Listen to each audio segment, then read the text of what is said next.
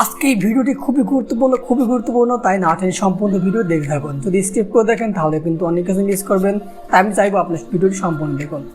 বন্ধুরা, আমার যে আগের ভিডিওগুলো চাইলে সেগুলো আপনি স্কিপ করে দেখতে পাবেন। এই ক্ষেত্রে আমি কিছুই আপনাদের বলবো না, রিকোয়েস্ট করবো না। রিকোয়েস্ট করবো আপনি এই ভিডিওটি সম্পূর্ণ দেখুন, কারণ এই ভিডিও খুবই গুরুত্বপূর্ণ। আজকে ভিডিওতে আলোচনা করবো ক্লাউড স্টোরেজ সম্পর্কে।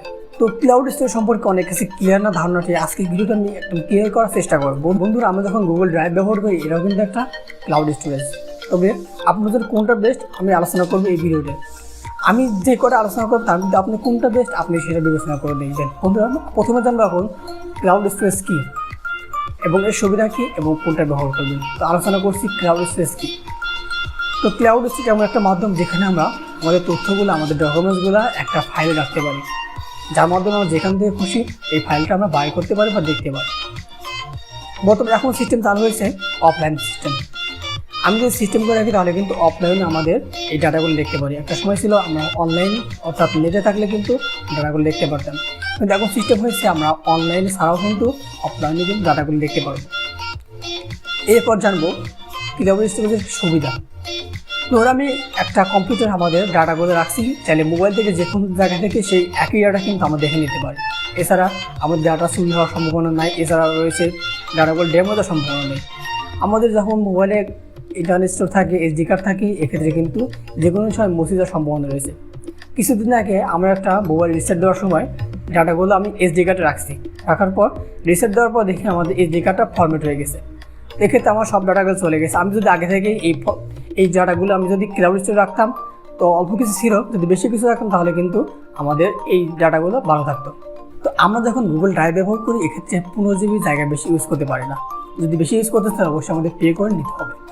এরপর গুগল ড্রাইভ পর রয়েছে ওয়ান ড্রাইভ, মেগা। তো মেগাতে আমরা রয়েছে 50 জিবির মতো জায়গা, এর বেশি আমরা ব্যবহার করতে পারি না।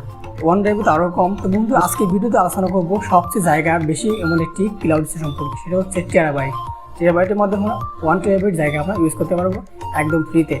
এটা এবং হাই সিকিউরিটি। বন্ধুরা, এটা যেমন সুবিধা রয়েছে গুগল ড্রাইভের সুবিধা, ঠিক তেমনই এটার আরও বেশি সুবিধা রয়েছে। এটা রয়েছে সিকিউরিটি সুবিধা, ফাইল শেয়ারিং, অন্যান্য সুবিধা দরকার সম্পূর্ণ রয়েছে এই শেয়ারিংয়ের মাধ্যমে। এখানে ডাটা চুরির সম্ভাবনা নেই, আপনি চাইলে এটা ব্যবহার করতে পারেন। তো বন্ধু, আমি এখানে দেখাবো কীভাবে আপনার ডাটাগুলো শেয়ার করা যায়। আপাতত এগুলো আলোচনা করবো, কারণ এর একটা ভিডিও মেক করা ছিল, সেটা হচ্ছে কীভাবে খুব সহজে টেরাবাইটের অ্যাকাউন্ট ক্রিয়েট করা যায়। ডিসক্রিপশন বক্সে লিঙ্ক দেওয়া থাকবে, ওখান থেকে দেখে নিতে পারবেন। ভিডিও বেশি বড় করবো না, আমি এখন দেখাবো কীভাবে খুব সহজে এটা জায়গা শেয়ার করা যায়।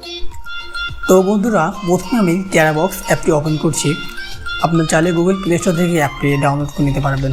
তো আমি অ্যাপটি ডাউনলোড করে নিয়েছি আগে থেকে, যাটা আমি ওপেন করে দেবো। আর অ্যাপটি ডাউনলোড করার পর কীভাবে অ্যাকাউন্ট ক্রিয়েট করতে হয় এর একটি ভিডিও মেক করা আছে আগে থেকেই, ডিসক্রিপশন বক্সে প্রোভাইড করে দিয়ে থাকবো, আপনি সেটা দেখে নিতে পারবেন। তো এখানে আমি চলে আসবো টেরাবক্সে। প্রোফাইলে আসার পর এখানে দেখতে পাচ্ছি 741 MB আমি ইউজ করছি। তো এখানে দেখতে পাচ্ছি 1 TB for life time storage. চাইলে আপনি এটা খুবই সহজেই ব্যবহার করতে পারবেন লাইফ টাইমে। তো দেখতে পাচ্ছি 741 MB ব্যবহার করেছি, তার মধ্যে রয়েছে এখনও ফ্রি 1024 GB।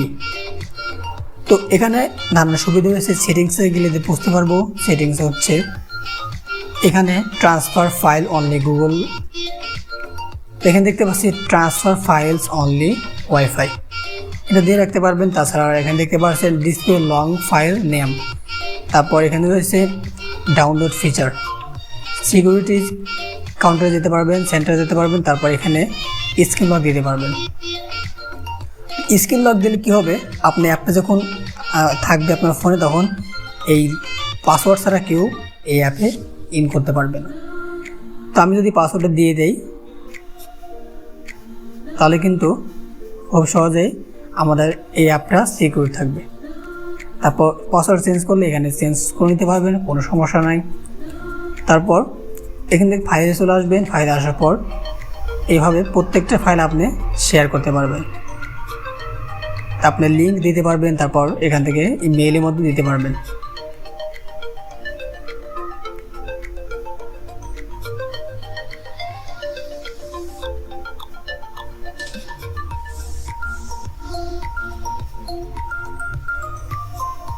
তো দেখতে পাচ্ছেন এখানে ব্যাকআপ হয়েছে 4 GB মতো। এখানে 1534টা ফাইল আপলোড হয়েছে আর এখন আপলোড হবে। যেহেতু এখানে সিস্টেম রয়েছে, আমাদের যখন ওয়াইফাই কানেক্ট থাকবে তখন অটোমেটিক্যালি আমার ডাটাগুলো খুব সহজে আপলোড হয়ে যাবে। এটা একটা ভালো একটা সুবিধা, যেখানে ওয়াইফাই রয়েছে সেখানে আমার আপলোড হয়ে যাবে। এছাড়া আপনি ফাইল ক্রিয়েট করে আপনার যে ভিডিওগুলো ফাইলগুলো চান সেগুলো আপলোড করতে পারবেন। আপনি যদি কোনো কিছু ডিলিট করে দেন তাহলে কিন্তু রিসাইকেল বিনে পেয়ে যাচ্ছেন। এরপর আপনি যদি একটা ফাইল ক্রিয়েট করতে চান, সেই ফাইল ক্রিয়েট করে সেই নতুন ফাইলে আপনি শুধু সেই কোয়ালিটির ডকুমেন্টগুলো রাখতে পারবেন।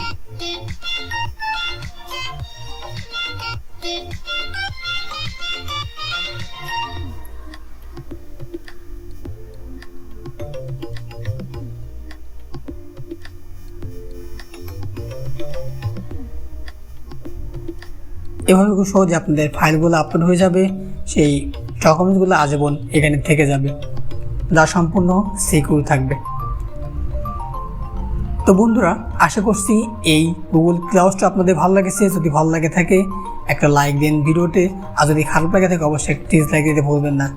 আর সাবস্ক্রাইব করে না থাকেন এখন সাবস্ক্রাইব করে সাথে থাকুন। তো বন্ধুরা, এই ছিল আজকে টিউটোরিয়াল। আশা করছি ভালো লেগেছে। যদি ভালো লাগে থাকে অবশ্যই বন্ধুদের মধ্যে শেয়ার করতে ভুলবেন না। ধন্যবাদ সবাইকে। দেখা হচ্ছে পরে কোনো ভিডিওতে। ততক্ষণ সুস্থ থাকুন, ভালো থাকুন। আল্লাহ হাফেজ। ধন্যবাদ সবাইকে।